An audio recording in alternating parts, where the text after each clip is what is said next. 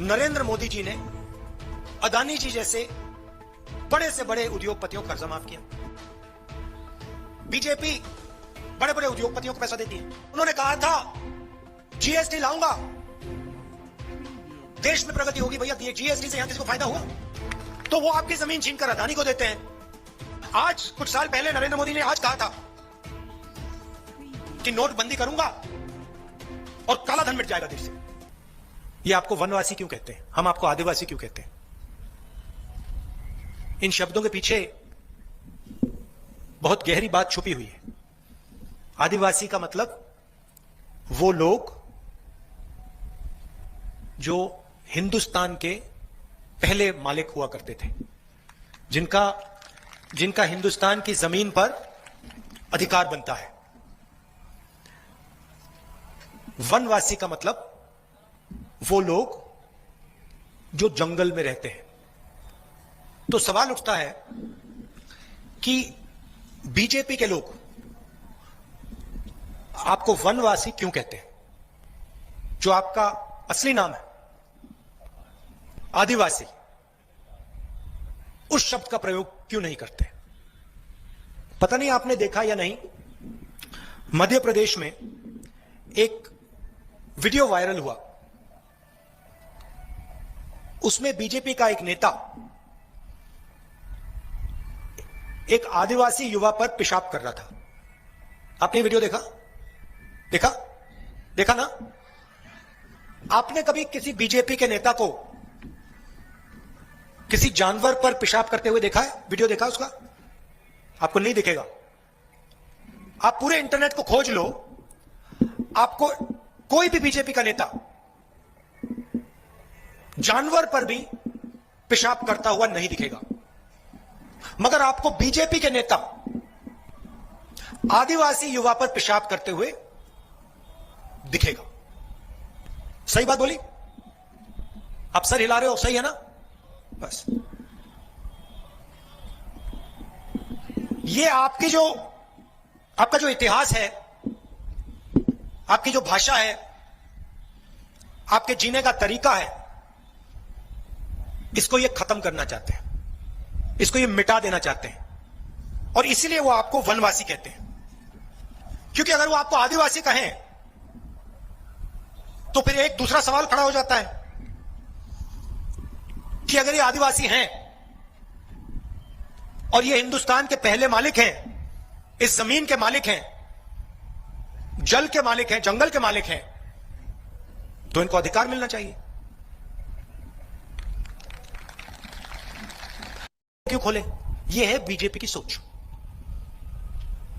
अब दूसरी बात देखिए, आज से 10 साल 20 साल बाद जंगल गायब हो जाएगा। जंगल कम हो रहा है या ज्यादा? कम हो रहा है ना? कम होता जा रहा है, कम होता जा रहा है, कम होता जा रहा है। तो एक दिन ही आपसे कहेंगे भैया आप हो वनवासी, मगर जंगल तो है ही नहीं। तो चलो, जंगल गायब हो गया, आप वनवासी हो, जाके भीख मांगो, बड़े बड़े शहरों में जाओ, वहां पे भीख मांगो, किसी के घर में जाके झाड़ू पोछा करो। वनवासी का यह मतलब है कि आपका कोई भविष्य ना हो और आपकी जो हिस्ट्री है, जो संस्कार हैं, वो भी गायब हो जाए। तो ना आपका भविष्य हो, ना आपका बीता हुआ समय। और हम कहते नहीं, हम कहते ये आदिवासी हैं, आदिवासी रहेंगे, इनका हक बनता है, जमीन पर हक बनता है, जल पर हक बनता है, जंगल पर हक बनता है, और कांग्रेस पार्टी जो इनका हक है इनको दे के रहेगी। अब मैंने ये बात उठाई, मजे की बात देखिए, मैंने बात उठाई। पहले नरेंद्र मोदी जी अपने भाषण में कहते थे, वनवासी शब्द का प्रयोग करते थे, जहां भी जाते थे वनवासी वनवासी वनवासी। अब उनके भाषण देखिए,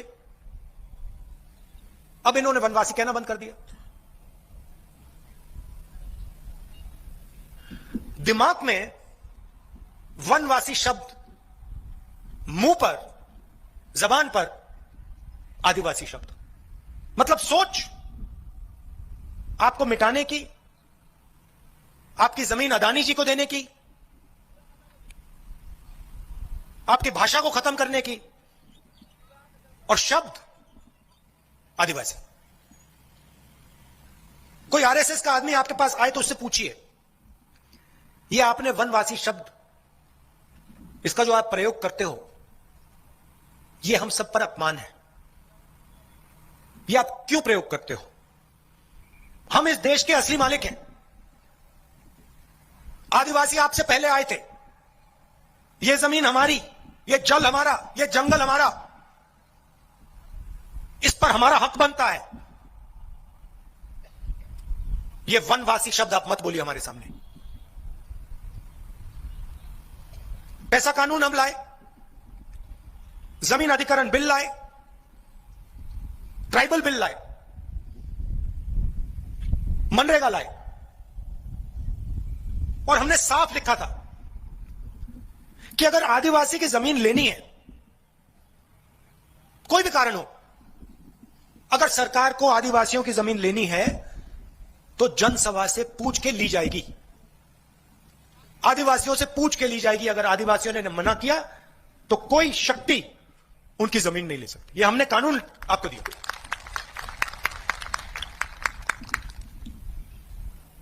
और बीजेपी ने इस कानून को खत्म किया। वो कहते नहीं जनसभा से कुछ पूछने की जरूरत नहीं है, ये जमीन आदिवासियों की नहीं है, जंगल आदिवासियों का नहीं है। वो कहते हैं जल आदिवासियों का नहीं है, हमें जरूरत पड़ेगी तो हम ले लेंगे। हम कहते हैं नहीं, आदिवासियों का है, रहेगा, और इस जल का, जंगल का, जमीन का अधिकार उनका है और फायदा उनको मिलना चाहिए। ये सोच में फर्क है। अब देखिए दूसरी बात, देखिए अभी आपके यहां पे नेता ने कहा कि स्वामी आत्मानंद स्कूल सरकार ने खोला है, इंग्लिश मीडियम स्कूल, उसमें हम अंग्रेजी सिखाते हैं, हाई क्वालिटी स्कूल है, सबसे महंगे प्राइवेट स्कूल जितनी बढ़िया यहां पे शिक्षा मिलती है। आप किसी बीजेपी के नेता से पूछे, वो आपको कहेंगे देखिए आप ऐसे करिए, आप हिंदी सीखिए, आप छत्तीसगढ़िया मत सीखिए, आप अंग्रेजी मत सीखिए,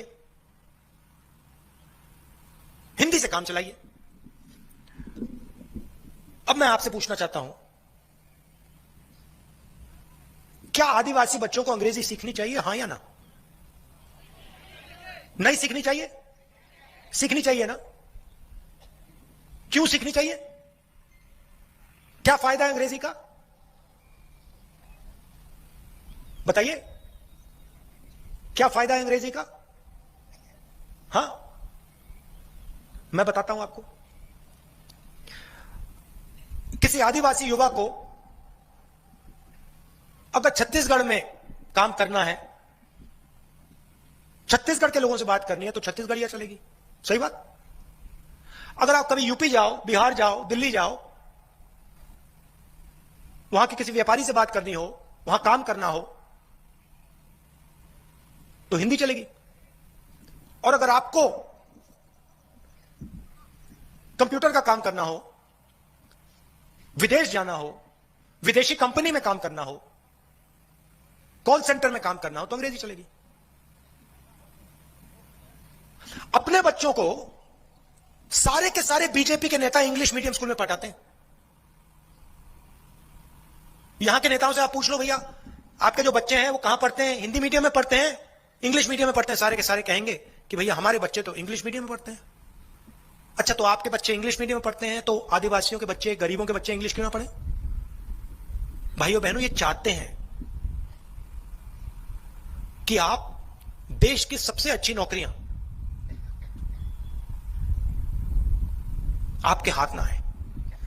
ये चाहते हैं कि इनके बच्चे अंग्रेजी पढ़ें, आपके बच्चे अंग्रेजी ना पढ़े, इनके बच्चे इंजीनियर बने, इनके बच्चे डॉक्टर बने, इनके बच्चे दबाकर पैसा कमाएं, और आदिवासी, जिसको हम आदिवासी कहते हैं, वो जंगल में रहें। हम चाहते हैं कि आप हिंदी सीखिए, आप छत्तीसगढ़िया सीखिए, आप अंग्रेजी सीखिए, और जो भी आप सपना देखना चाहते हो, इंजीनियर बनने का, डॉक्टर बनने का, लॉयर बनने का, सॉफ्टवेयर कंपनी चलाने का, अमेरिका में जाने का, जो भी सपना आपके बच्चे देखना चाहें उसको पूरा कर पाए, ये हमारे बीच में उनके बीच में फर्क है। छत्तीसगढ़ के किसान को धान के लिए कितना पैसा मिलता है? कितना मिलता है? रेट क्या आजकल कितना है? 2640। सही। हमने वायदा किया था पिछले चुनाव में कि 2500 रुपए धान के लिए मिलेगा। किया था? आपसे दिला रहे हो, किया था ना? मैंने किया था। वायदा पूरा हुआ? हुआ। आज 2500 नहीं 2640 मिल रहे हैं। आपने हमें यह तो नहीं कहा कि भैया इसको बढ़ाओ, हमने बढ़ा दिया। और मैं आपको आज स्टेज से कह रहा हूं कि कुछ ही समय में यह 3000 हो जाएगा।